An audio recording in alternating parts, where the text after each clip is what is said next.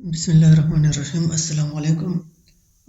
Character set के बारे में हमने पढ़ लिया कि सी कैरेक्टर सेट में क्या है।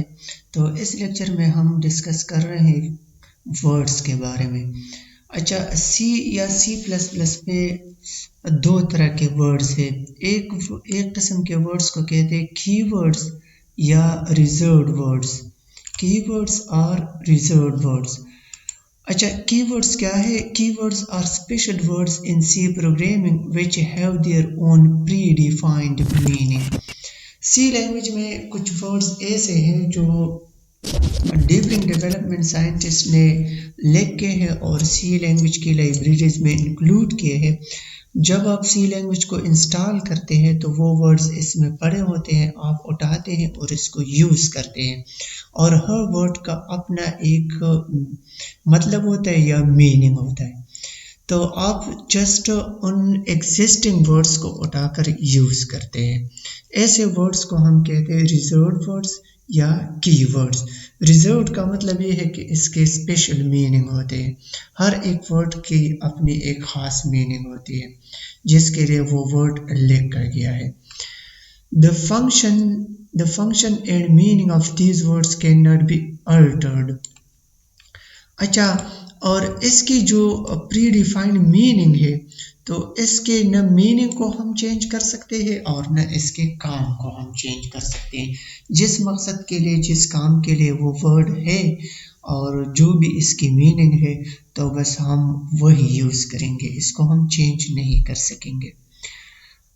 अच्छा, कीवर्ड्स किस तरह होते हैं ये देखिए। सी लैंग्वेज के कुछ एग्जांपल कीवर्ड्स हमने उठाए हैं या रिजर्व्ड वर्ड्स। तो वो ऑटो, ब्रेक, केस और केयर या चार हम इसको कहते हैं, कैरेक्टर के लिए हम यूज़ करते हैं। Continue, const, do, default. तो ये टेबल जो हमने बनाया है यहाँ पे, इसमें जितने भी वर्ड्स हैं तो ये सब कीवर्ड्स है, और इसको आप देख ले, इससे आप थोड़ा सा अंदाज़ा लगाएं कि ये वर्ड्स किस तरह है। ठीक है, मैंने आपको बताया था कि सी लैंग्वेज हाई लेवल लैंग्वेज है। ये अंग्रेज़ी की तरफ वर्ड्स यूज़ करते हैं, लेकिन एज इट इज़ ये अंग्रेज़ी नहीं है। तो आप देख ले, यहाँ से आप को अंदाज़ा हो सकता है कि ये वर्ड्स थे कि अंग्रेज़ी की तरह वर्ड्स है। ओके, लेकिन ये सी प्लस प्लस के लाइब्रेरीज में लिख के जा चुके हैं और इसके वही मीनिंग्स है जो साइंटिस्ट ने इन वर्ड्स को असाइन की है। तो इन वर्ड्स को फिर हम सीखते हैं और हम यूज़ करते हैं। अच्छा, ये रट्टा लगाने के लिए नहीं है, बस आप जस्ट इसको देख ले और इससे कुछ एग्जांपल्स याद कर ले। अगर इस तरह का क्वेश्चन आ जाए कि कीवर्ड्स क्या है, तो आपने कीवर्ड को डिफाइन करना है और इसके साथ 3-4 एग्जांपल्स देना है। जो भी एग्जांपल आपके माइंड में आ जाए, auto, for, while, long, do, बस 3-4 एग्जांपल्स आप लिख दे, आपका आंसर हो गया। ठीक है, इस तरह पूरे टेबल की ज़रूरत नहीं है। अच्छा, तो इन कीवर्ड्स के कुछ प्रॉपर्टीज़ हैं।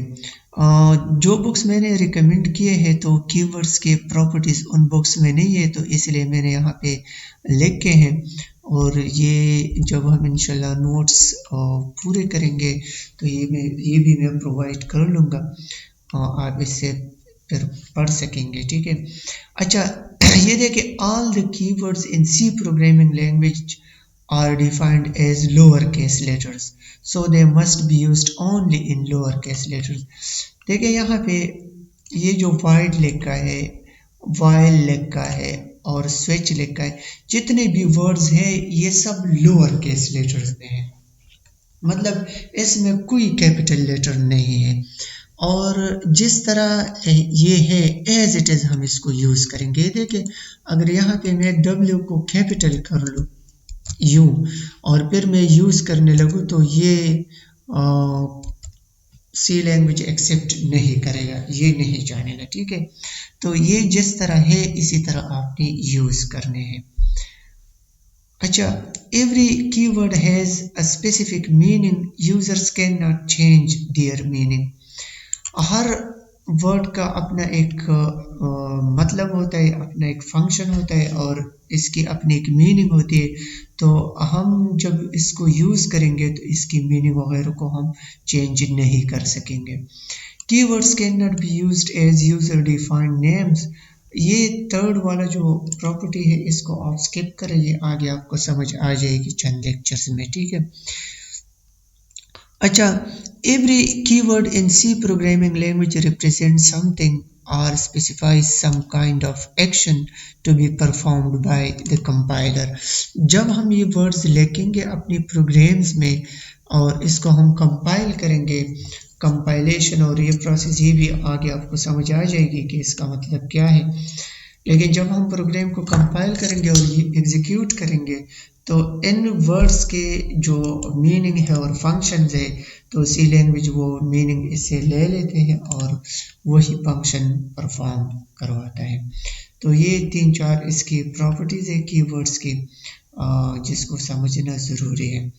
अच्छा, दूसरी तरह के वर्ड्स को हम कहते हैं यूज़र डिफाइंड वर्ड्स या आइडेंटिफायर्स। यूज़र डिफाइंड वर्ड्स भी हम इसको कह सकते हैं और आइडेंटिफायर्स भी कह सकते हैं। तो ये दो तरह के वर्ड्स हैं सी लैंग्वेज में। कीवर्ड्स हमने पढ़ लिया और दूसरे किस्म के वर्ड्स को हम कहते हैं आइडेंटिफायर्स। अच्छा, ये जो सी लैंग्वेज में रिजर्व्ड वर्ड्स है तो इससे हमारी सारी रिक्वायरमेंट्स पूरी नहीं होती, तो इस मकसद के लिए हम आइडेंटिफायर्स यूज़ करते हैं। अच्छा, in C programming language programmers can specify their name to a variable, array, pointer और फंक्शन। ये वेरिएबल भी मैं आपको पढ़ाऊंगा, ये हमारा अगला लेक्चर है। एरे भी एक पूरा चैप्टर है, पॉइंटर भी पूरा चैप्टर है और फंक्शन भी पूरा चैप्टर है। लेकिन अभी के लिए आप कंसिडर करें कि ये कुछ एंटिटीज़ है। तो जब हम इस तरह के एंटिटीज़ को अपनी तरफ से नेम्स देना चाहे तो ऐसे नेम्स को हम कहते हैं आइडेंटिफायर्स। मतलब जब हम खुद अपने नेम्स क्रिएट करें और यूज़ करें तो ऐसे वर्ड्स को हम कहेंगे यूज़र डिफाइंड वर्ड्स, क्योंकि ये यूज़र सप्लाइड नेम्स होते हैं। यूज़र सप्लाइड नेम्स, तो ये नेम्स हम किस को देते हैं? ये नेम्स हम वेरिएबल्स को देते हैं, वेरिएबल्स को, एरेस को देते हैं, पॉइंटर्स को देते हैं, फंक्शंस वगैरह को देते हैं। अच्छा, तो ये भी आपको आगे समझ आ जाएगी, वेरिएबल्स, एरेज और पॉइंटर्स। बस अभी के लिए आप जस्ट ये डेफिनेशन याद करें कि programmers can specify their name to a variable, array, pointer, function. तो ये इस तरह के नेम्स को हम कहते हैं user defined names. An identifier is a collection of characters which acts as the name of variable, function, array, pointer, structure etcetera. ये इसकी एक अलग डेफिनेशन है और ये भी इसकी एक डेफिनेशन है, तो ये समझने की कोशिश करें। यहाँ पे हमने एक एग्जांपल लिखा है एंट मार्क्स, और यहाँ पे हमने लिखा है CHAR। इसको बाद लोग चार बोलते हैं, बास केयर, आप जो भी बोले, लेकिन ये कैरेक्टर के लिए हम यूज़ करते हैं, कीवर्ड है। और इसके आगे हमने लिखा है स्टूडेंट नेम। तो इन एग्जांपल्स में ये मार्क्स और स्टूडेंट नेम ये आइडेंटिफायर्स है। अच्छा, ये भी आगे आपको समझ आ जाएगी। यहाँ पे जस्ट हमने मेंशन किया है कि आइडेंटिफायर्स किस तरह होते हैं।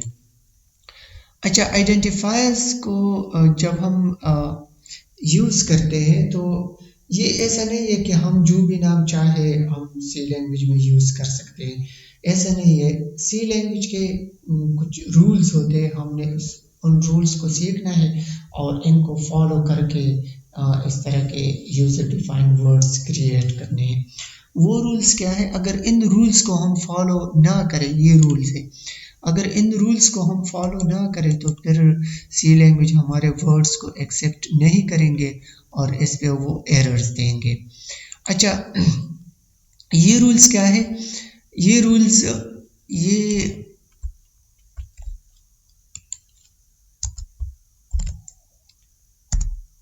ये देखें, it must contain only alphabets, digits और अंडरस्कोर।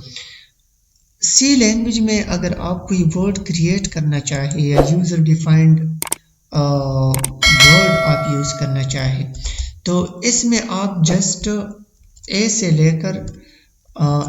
लेकर जी तक कैपिटल में और ए से लेकर जी तक स्मॉल केस में और 0 से लेकर 9 तक ये डिजिट्स ये आप यूज़ कर सकते हैं और एक ही स्पेशल कैरेक्टर आप यूज़ कर सकते हैं जिसको हम कहते हैं अंडरस्कोर। ये अंडरस्कोर है, ये सिंबल आपको मिलेगा कीबोर्ड पे अवेलेबल है। ये माइनस वाला सिंबल नहीं है, माइनस ये है, ठीक है, माइनस, और ये अंडरस्कोर है जो मैंने यहाँ पे लिख दिया। तो आप इन वर्ड्स में जस्ट इन चीज़ों को यूज़ कर सकते हैं, इन कैरेक्टर्स को, कैपिटल और स्मॉल लेटर्स ऐसे लेकर जी तक और डिजिट्स 0 to 9 और स्पेशल कैरेक्टर्स सिर्फ अंडरस्कोर आप यूज़ कर सकते हैं। इसके अलावा आप कोई कैरेक्टर यूज़ नहीं कर सकते। इनसे हम ये वर्ड्स बनाएंगे। अच्छा, सेकंड रूल क्या है? It must begin with an alphabet or an underscore and not digits. अगर आप वर्ड को शुरू करते हैं, फॉर एग्जांपल मैं कोई वर्ड लिखता हूँ, यूजर डिफाइंड वर्ड में लिखता हूँ, फॉर एग्जांपल स्टूडेंट, तो देखिए ये मैंने एस से शुरू की, तो एस कैरेक्टर है, तो आप किसी भी कैरेक्टर से शुरू कर सकते हैं या अंडरस्कोर से। तो अगर इस तरह आप ज़्यादा वर्ड्स यूज़ करना चाहें, फॉर एग्जांपल स्टूडेंट 1, तो ये भी ठीक है, इसमें भी डिजिट आ गया। अगर मैं यू लिखूँ स्टूडेंट 2, तो ये भी ठीक है। अगर यहाँ पे मैं अंडरस्कोर यूज़ करूँ स्टूडेंट 2, तो ये भी ठीक है, वैलिड आइडेंटिफायर। अगर मैं यू करूँ, ये 2 में स्टार्ट में लिखूँ इधर, तो ये ठीक नहीं है, ठीक है। अगर आप कोई वर्ड शुरू करते हैं तो इसके स्टार्ट वाले कैरेक्टर में जस्ट आप ऐसे लेकर जी तक लेटर्स यूज़ कर सकते हैं और अंडरस्कोर यूज़ करते हैं। डिजिट को आप स्टार्ट में यूज़ नहीं कर सकते, ये ठीक नहीं है, ये वैलिड नहीं है, इस पे आपको कंपाइलर एरर देगा, ठीक है। अच्छा, a keyword cannot be used as an identifier। Keyword मैंने आपको समझा दिया कि कीवर्ड क्या है। कीवर्ड को आप बतौर आइडेंटिफायर यूज़ नहीं कर सकते। ये देखिए यहाँ पे ये कीवर्ड है। अब फॉर एग्जांपल void ये कीवर्ड है और अगर मैं इसको आइडेंटिफायर बनाना चाहूँ तो ये मैं नहीं कर सकता क्योंकि ये ऑलरेडी सी लैंग्वेज में डिफाइन है, इसके अपने एक मीनिंग है और हम इसको चेंज नहीं कर सकते, नहीं इसको हम बतौर आइडेंटिफायर यूज़ कर सकते हैं। तो अभी देखिए ये थर्ड वाला रूल आपको समझ आ चुका होगा कि keywords can not be used as user defined names, तो इनको हम बतौर आइडेंटिफायर यूज़ नहीं कर सकते। void struct sign, अच्छा इसको हम एक केस में यूज़ कर सकते हैं। अगर हम यू लेके, फॉर एग्जांपल ये void है ना, लेकिन ये स्मॉल लेटर्स है सारे, अगर मैं ये कैपिटल करूँ void यू करूँ तो मैं यूज़ कर सकता हूँ क्योंकि सी लैंग्वेज इसको हम कहते हैं केस सेंसिटिव लैंग्वेज। ये केस सेंसिटिव है, मतलब केस सेंसिटिविटी का मतलब ये है कि इसमें कैपिटल ए स्मॉल ए के बराबर नहीं है। कैपिटल ए और स्मॉल ए ये एक जैसे नहीं है। यहाँ पर मैं लिखता हूँ not equal, capital A is not equal to small A. ये सी लैंग्वेज के लिए अलग अलग कैरेक्टर्स है।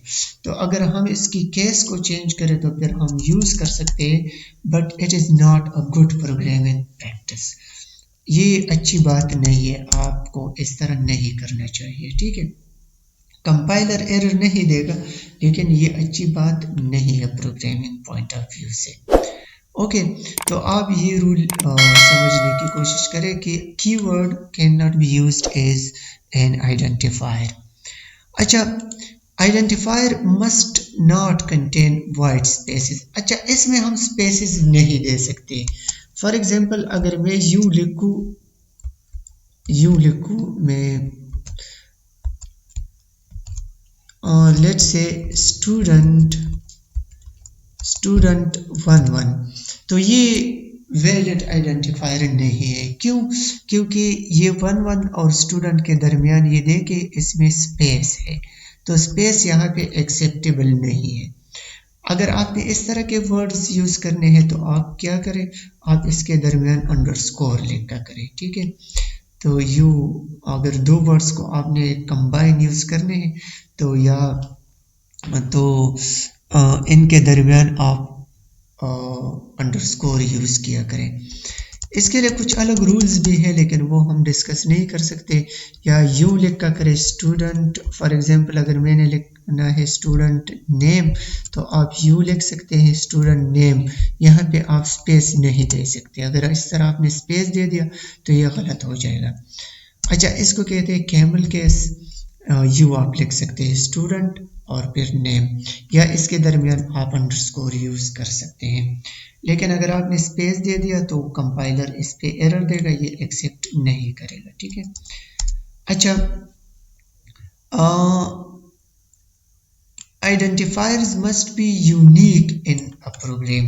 यूनिक का मतलब क्या है? यूनिक का मतलब ये है कि अगर मैंने सी लैंग्वेज का एक प्रोग्राम लिखा है और इसमें मैंने एक आइडेंटिफायर यूज किया है, फॉर एग्जांपल स्टूडेंट 1, तो इसको हम दोबारा से डिक्लेयर नहीं कर सकते या डिफाइन नहीं कर सकते। एक प्रोग्राम के अंदर सिर्फ एक नेम से हम एक आइडेंटिफायर डिफाइन कर सकते हैं, एक से ज़्यादा नहीं कर सकते। इसका मतलब ये है अगर आपके क्लास में लेट्स से 50 स्टूडेंट्स है तो हर एक स्टूडेंट का अपना अपना एक रोल नंबर होता है, तो दो स्टूडेंट्स को हम एक जैसे रोल नंबर नहीं असाइन कर सकते। फॉर एग्जांपल एक स्टूडेंट का रोल नंबर है 10, तो वो 10 हम दूसरे स्टूडेंट को नहीं दे सकते। तो इसी तरह एक प्रोग्राम के अंदर हम दो नेम्स बतौर आइडेंटिफायर यूज नहीं कर सकते एक जैसे। अच्छा, यहाँ पर एक और रूल है, यहाँ पर मैंने स्पेसिफाई किया है only first 31 characters are significant. ये रूल मैं पूरा लिख देता हूँ ताकि आपको समझ आ जाए। आइडेंटिफायर या user defined word identifier may be of any length, okay, any length का मतलब ये है कि एक वर्ड में कितने कैरेक्टर्स हो सकते हैं। तो जितने कैरेक्टर से आप एक वर्ड बनाना चाहे आप बना सकते हैं, इस पे कोई रिस्ट्रिक्शन नहीं है। लेकिन यहाँ पे ये जो रूल है ओनली 31 कैरेक्टर्स आर सिग्निफिकेंट, तो अगर 31 कैरेक्टर से आपका आइडेंटिफायर ज़्यादा हो, लेंथ इसकी ज़्यादा हो, तो सी लैंग्वेज फर्स्ट 31 कैरेक्टर को सिग्निफिकेंट कंसिडर करते हैं और बाकी को सिग्निफिकेंट कंसिडर नहीं करते। अच्छा, फॉर एग्जांपल अगर आप यू लेके hello, let's say hello world 111 और यू, ये पूरा ये मैं बतौर आइडेंटिफायर यूज कर सकता हूँ यू इस तरह, ठीक है। अब ये भी पूरा एक आइडेंटिफायर है। लेकिन अगर ये लेट्स से 31 कैरेक्टर से ज़्यादा हो तो सी लैंग्वेज क्या करता है, यहाँ से काउंटिंग शुरू कर देता है और फर्स्ट जो 31 कैरेक्टर्स है वो सिग्निफिकेंट कंसिडर करते हैं और बाकी इनसिग्निफिकेंट कंसिडर करते हैं। सिग्निफिकेंट और इनसिग्निफिकेंट का मतलब यहाँ पे क्या है, इसको अभी के लिए छोड़े, ठीक है। लेकिन यहाँ पे अगर ये रूल मैं हटा दूँ, ये वाला स्किप करूं, तो बस आप ये याद कर ले और ये लिखा करें कि आइडेंटिफायर में बी ऑफ एनी लेंथ, मतलब जितने कैरेक्टर्स आप वर्ड्स में इंक्लूड करना चाहे तो आप कर सकते हैं, ठीक है। मतलब आप पूरे 100 कैरेक्टर से भी एक वर्ड को डिफाइन कर सकते हैं या एक वर्ड क्रिएट कर सकते हैं, 1000 से भी कर सकते हैं, ठीक है। अच्छा, तो ये रूल्स सीखना लाजमी है और अक्सर पेपर्स में और टेस्ट वगैरह में इसी तरह के क्वेश्चंस आते हैं कि सी लैंग्वेज में कीवर्ड या रिजर्व्ड वर्ड का क्या मतलब है, विद एग्जांपल एक्सप्लेन कर ले, ठीक है। और या यूजर डिफाइंड वर्ड क्या है, या वेरिएबल नेम्स क्या है, या आइडेंटिफायर्स क्या है और इसके लिए रूल्स क्या है, वो रूल्स आप लिखते हैं। तो ये रूल्स इंतहाई आसान है, ये रटा लगाना इसके लिए ज़रूरी नहीं है कि आप इसको रटा करें। बस मैं समराइज़ करवाता हूँ कि इसमें आपने ए से लेकर जी तक कैरेक्टर्स और 0 to 9 डिजिट्स और अंडरस्कोर ये यूज़ कर सकते हैं, और फर्स्ट कैरेक्टर अंडरस्कोर या बस ये समझे कि फर्स्ट कैरेक्टर डिजिट नहीं होना चाहिए आइडेंटिफायर का, और कीवर्ड को आप बतौर आइडेंटिफायर यूज़ नहीं कर सकते, और इसमें स्पेसेस आप नहीं दे सकते, और ये प्रोग्राम में यूनिक होनी चाहिए, और आइडेंटिफायर में भी ऑफ एनी लेंथ। तो इस तरह ये 5-6 रूल्स है, डिफरेंट बुक्स में डिफरेंट होते हैं। एक बुक में एक रूल मैंने देखा था कि यहाँ पे कि आइडेंटिफायर में बी मीनिंगफुल या user defined words, user defined